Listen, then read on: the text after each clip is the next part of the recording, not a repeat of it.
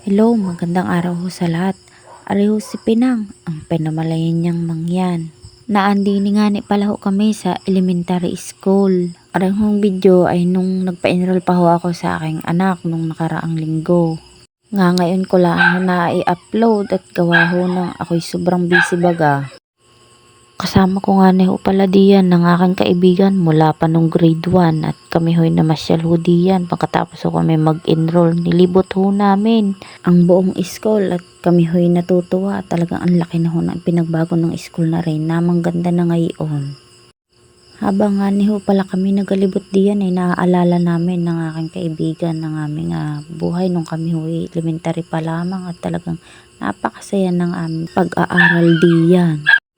Habang kami nagkalibot diyan, ng akin hong anak ay enjoy na enjoy diyan at talagang nanibago siya sa sobrang lawak ng school din eh. Wari ko yung anak ko'y uuwi laging amoy araw at napakadumi ng damit ay piyo iyan.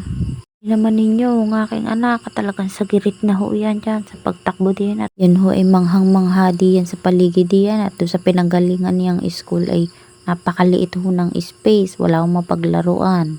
Baka ko kahit din ay maggigilong ka pa sa luang na re. Dini nga ho pala sa probinsya, ang bawat barangay may kanya-kanyang elementary school. Tapos, isa o dalawa lang ang seksyon.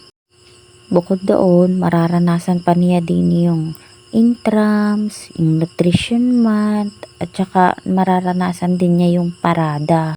Tsaka matututo din sila dining magtanim ng gulay.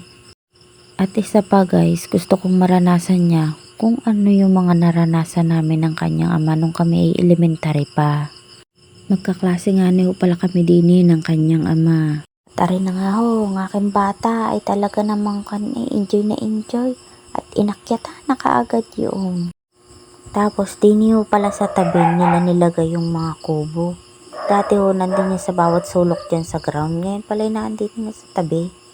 Ang laki na talaga ng pinagbago ng school na are. Talaga ako'y gandang-ganda na talaga ngayon. Dati ho nung kami elementary pa, diyan ho sa part na yan ay talagang ang bunga ho ng rambutan din ay naglalawitan. Aba, ito hong break time ay kami ho'y pinapagat namin at aming pinangunguha. Mayroon din nga ni pala kami diyang garden dati sa part na yan at kami tuwing umaga pagkakapasok namin talaga inapuntahan agad namin ang garden namin. Nadiligan, nagamasan, talagang inaalagaan namin ang aming garden.